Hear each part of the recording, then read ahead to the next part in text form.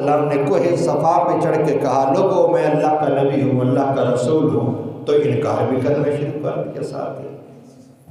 صادق اور امین بھی کہتے تھے، ساتھ انکار بھی کرتے تھے۔ میں آپ کا غلام ہوں، میرا مال بھی تو یا رسول اللہ آپ کا ہی ہے، تو یوں سمجھے آپ کے مال سے ہی میں نے بلال کو خریدا ہے، سارا کچھ آپ کا ہی یا رسول اللہ۔ اما بعد فقد قال اللہ تبارک و تعالی فی کلام المجید والفرقان الحمید وَسَيُجَنَّبُهَا الْأَتْقَى الَّذِي يُؤْتِي مَالَهُ يَتَزَكَّىٰ وَمَا لِأَحَدٍ عِندَهُ مِن نِّعْمَةٍ تُجْزَىٰ إِلَّا ابْتِغَاءَ وَجْهِ رَبِّهِ الْأَعْلَىٰ۔ آمنت باللہ صدق اللہ العظیم وصدق رسولہ النبی الکریم الامین۔ یا رب بالمصطفیٰ بلغ مقاصدنا واغفر لنا ما مضى یا واسع الکرم۔ رب اشرح لی صدری ویسر لی امری واحلل عقدۃ من لسانی یفقہوا قولی۔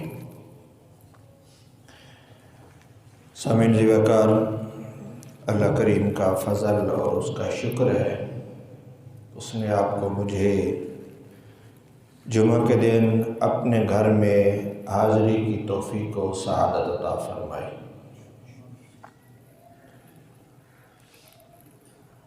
خلیفۃ الرسول، خلیفہ بلا فصل، خلیفہ اول، نائب رسول، اصدق الاصدقاء، جناب سیدنا صدیق اکبر رضی اللہ تعالیٰ عنہ کی بارگاہ اقدس میں ہدیہ تبریک پیش کریں گے۔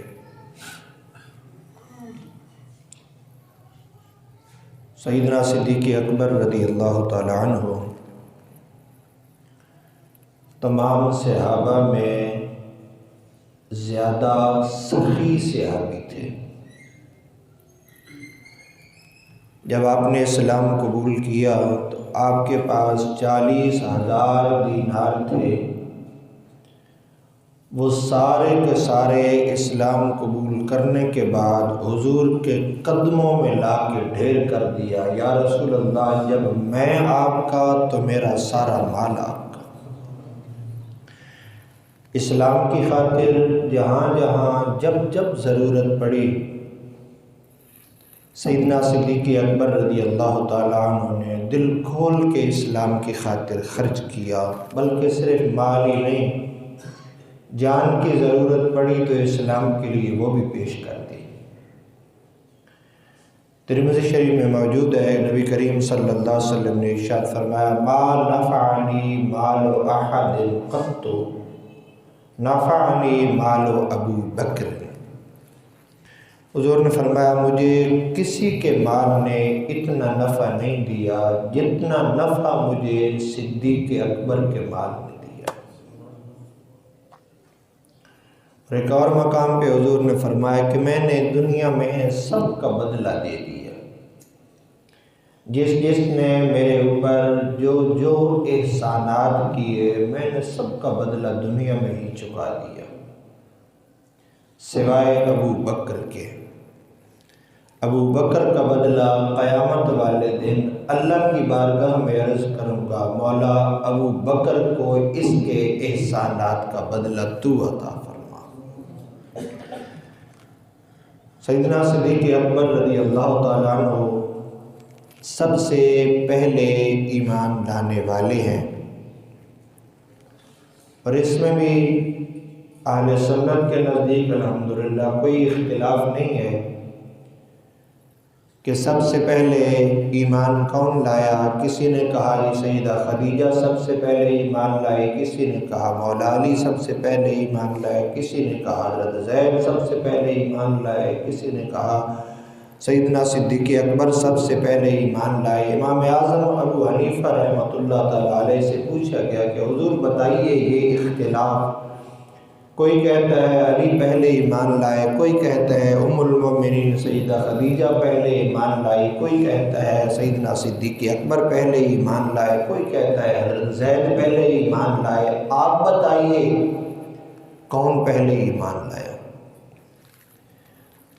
امام اعظم ابو حنیفہ رحمۃ اللہ تعالیٰ علیہ نے فرمایا کہ ساری بات ہی سچ ہے، اس میں کوئی دوسری رائے نہیں ہے۔ جو کہتا ہے حضرت زید پہلے ایمان لائے وہ بھی سچا ہے، جو کہتا ہے مولا علی پہلے ایمان لائے وہ بھی سچا ہے، اور جو کہتا ہے سیدہ خدیجہ الکبریٰ پہلے ایمان لائیں وہ بھی سچا ہے، جو کہتا ہے سیدنا صدیق اکبر پہلے ایمان لائے وہ بھی سچا ہے۔ کہا حضور کیسے؟ سارے الگ الگ مبارک شخصیات کا نام لے رہے ہیں اور سارے پہلے کی بات کر رہے ہیں، کوئی دوسرا تیسرا چوتھے کی طرف نہیں آ رہا، تو سارے سچے بھی، یہ کیسے؟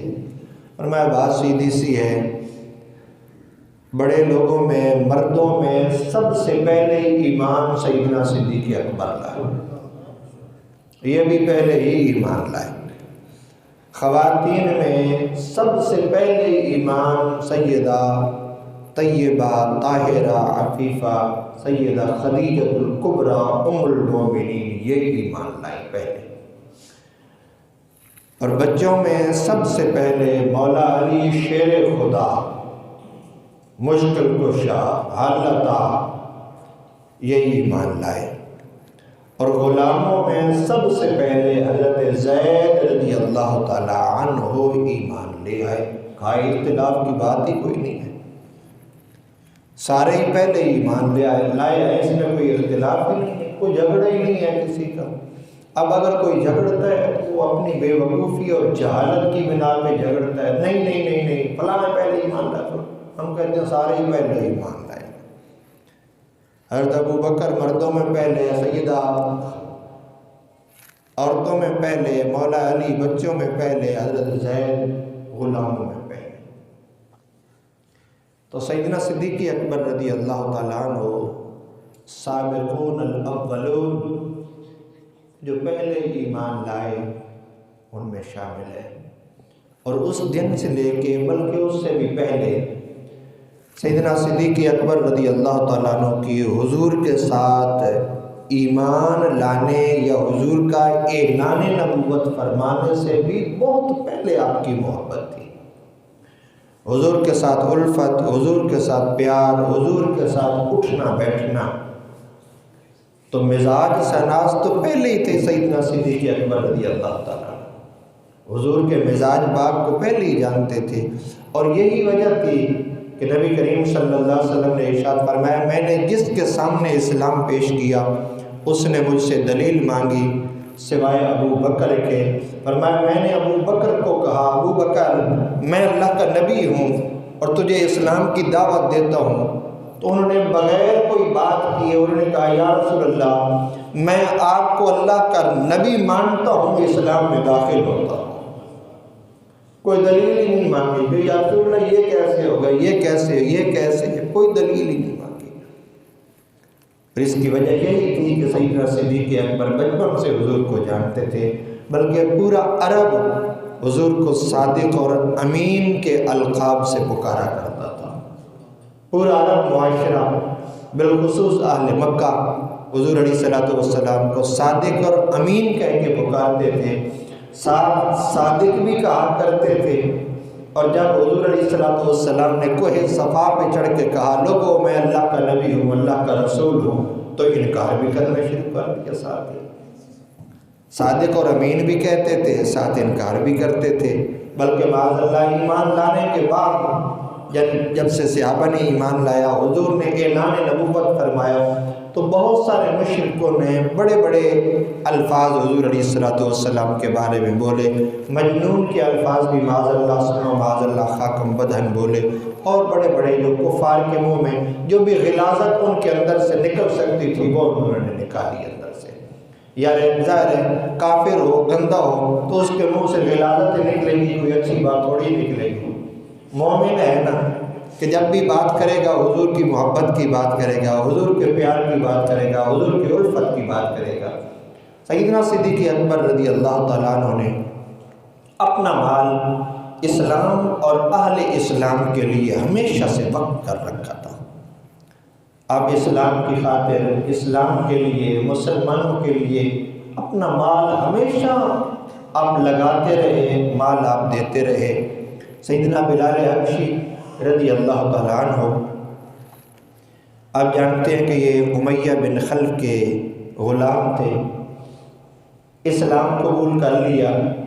امیہ بن خلف بہت مارتا تھا، بڑی اذیتیں دیتا، بڑی تکلیفیں دیتا، تپتی ہوئی ریت پہ لٹا دیتا، اور کبھی کبھی تو ایسا ہوتا کہ ہاتھوں میں میخیں کیل ٹھونک دیتا اور اوپر چارپائی کے پائے لگ کے رات کو سو جاتا۔